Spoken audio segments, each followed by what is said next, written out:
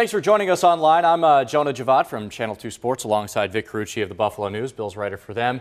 And breaking down some Bills here as we enter Week 12. Bills at Kansas City Chiefs this coming Sunday. The Bills now on a 3-game losing streak, sitting at 5-5, still technically in the playoff hunt. But a 54-24 loss in L.A. to the Chargers, who are not the Saints.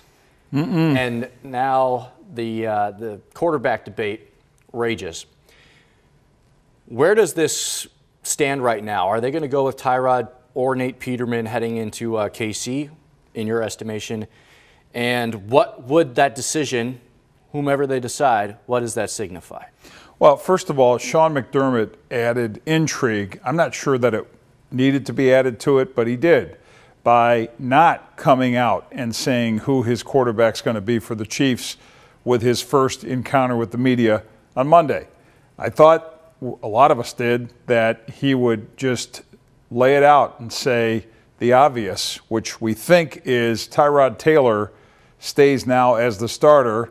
He finished the game playing the position after such a horrible game by Nathan Peterman, and it seemed like Sean wanted to go out of his way to say that don't overreact to 5 interceptions in the first half, 3 in the first quarter. Historically bad day. No quarterback since the NFL merger in 1970 has thrown 5 first-half interceptions. Basically, ignore all that, and we're going to think about it and evaluate and study tape and talk and whatever goes into what seems to be pretty obvious. And I don't know if he's trying to soften the blow for the kid or if, in fact, this is gamesmanship for the Chiefs.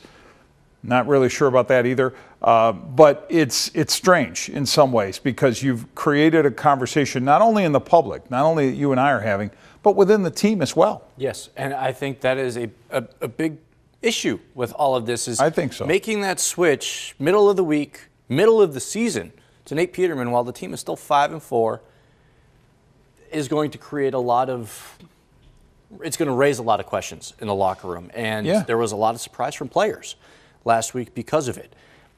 If the Bills go with Tyrod, to me that indicates that they're still going for the playoffs in some sense, no matter how unrealistic that may be. Putting Peterman in against the Chiefs, to me, signifies that they are throwing in the towel, that this season's over, and they're planning to the future. Do you see it the same way? I see mixed signals, and the whole season has kind of been playing out that way, including when they made the move for Kelvin Benjamin just minutes before the trade deadline, right? You bring in this high-end receiver, and you're supposed to be building for the future, and that seemed like a move to be made to win now. And I think to some degree, winning the 5 games that they did in their first 7, getting off to that fast start, came as a surprise to a lot of us and maybe even came as a surprise to them. And it was interesting in his answer to a question that I had asked after the game. Sean McDermott said, you know, a lot of you didn't see us doing even this much, that basically the 5 wins that they have is a real bonus, is gravy compared to what the expectations were for the season. And I think it was his way of saying that everybody was comfortable with the idea of us building for the future and all this talk about long-term thinking versus the here and now. And then that all changed on people when the team got to 5 wins, and you see how bad the AFC is. And so, yes, the 2 quarterback decisions or the 2 quarterbacks involved in this decision for now, one would seem, Tyrod Taylor, to say you're pursuing a playoff spot now or trying to, and the second one seems to say you're not all that worried about now. This is about really seeing what this guy gives you for the future. That confuses some people, I think, but at the same time, I think a lot of us are focusing on 2 quarterbacks who may not, and maybe more likely than not, are going to be part of this team next year. I think the focus is on the quarterback they get in April in the draft. That's the guy that will really matter. For now, we're talking about these 2 guys, and we're also not talking about other problems, and there are many within this team, defense being foremost among them. I think this quarterback situation has kind of deflected from the real issues, which are that this team physically, over the course of 3 weeks, has been beaten up to the tune of giving up 135 points, which also, by the way, is a franchise record, dubious one for 3 games. Well, we talk so much about the quarterback shortcomings. The defense, as you just mentioned, has been exposed the last few weeks, and they've been giving up chunk plays, big yards all season long. But this system that they run defensively, is this viable for the future? Because we're starting to see the flaws in it over the past few weeks. And this is, I think, one of the hard issues when it comes to Sean McDermott, because he was hired, yes, to be the CEO, so to speak, right? To oversee the big picture of the team, bring organization, bring accountability, all these things that we wanted to see from him, or that Bills fans wanted to see from him, that they didn't see and felt were lacking with Rex Ryan, and especially the ownership. And that's what impressed them with Sean McDermott.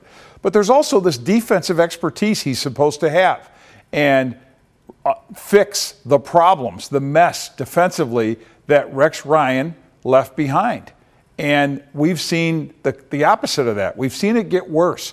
We've seen a scheme that maybe doesn't fit the people he has, or people he has just not being good enough to fit any scheme. And I'm more inclined to think that it's a talent problem more than a schematic problem. But when you do have a scheme that emphasizes speed, quickness, it doesn't emphasize size, bulk, strength, and you do get run over. It can happen. And when you play the zones that this team plays defensively, you leave wide open gaps that people can exploit in the passing game. And you saw that happen against the Chargers. You've seen that happen with other quarterbacks. You've even seen it happen when they've won games. They've given up these yards. So I think there are some real concerns with that have to be fixed.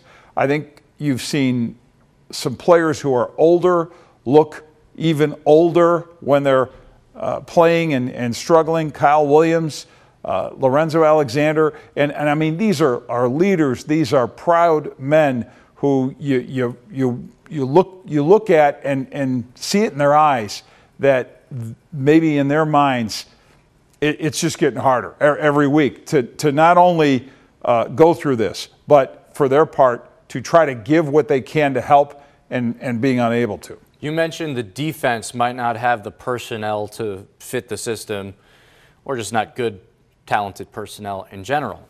The same, I think, can be said about the offense. And we've heard so much about maybe Tyrod doesn't fit Rick Dennison's scheme and all the stretch, zone blocking versus the power run style we saw the last 2 years when the Bills were #1 in rushing. How much of this is on Rick Dennison? Because we just saw Peterman come in for a half. He wasn't much better, and he was supposed to be their system quarterback. Now, is that Peterman's shortcomings as a QB, or is that this offense is just, frankly, not that good, and maybe they want to consider someone else at coordinator in the future? Well, look, everything that's happened on both sides of the ball does not reflect well on the coaching. From Sean McDermott down, you can't give the coaching staff any passing grades for the work that's been done. And the responsibility for that starts with Sean McDermott, and he has said it over and over again that he owns that. What he's owning is getting pretty messy. And you mentioned Rick Dennison in this offense, and maybe there is a bad fit there in terms of what he wants to do and who he has to do it, and is he doing a good enough job of tailoring his scheme to or tailoring what he wants to do to the people he has. And I use tailoring on purpose because has Tyrod Taylor been misused when he was in there? Could there have been greater production from him in taking fuller advantage of the type of quarterback that he is and not being so pocket heavy with what they've tried to do? And Nathan Peterman ultimately, and you see how he plays and you see what they want him to do. I'm talking style, not just the disasters that came from it. And that's not because of the playing style. That's largely because of a kid who's just not ready to be put out there and wasn't ready to go out there even in a small venue, smaller by NFL standards, 27,000 seats, and I don't know how many, there were a lot of empty ones in StubHub Center on Sunday, but you really need to look hard at what's being done, at who's doing it. No, Rick Dennison was not the first choice. He wasn't even the second choice, and maybe not even the third choice of Sean McDermott to be offensive coordinator, but that's who he got. And is he living with that for now? Interesting that he also, Dennison ended up working upstairs from the booth for the first time this season. Some of that to accommodate a young quarterback playing. When you're messing around with those dynamics, those logistics this deep into the season, and then you hear Leslie Frazier talk about having almost training camp-like clinic work on the defensive side, it makes you shake your head or scratch your head and wonder, Jonah, just where you are as a team and how high are those chins above the water as a coaching staff?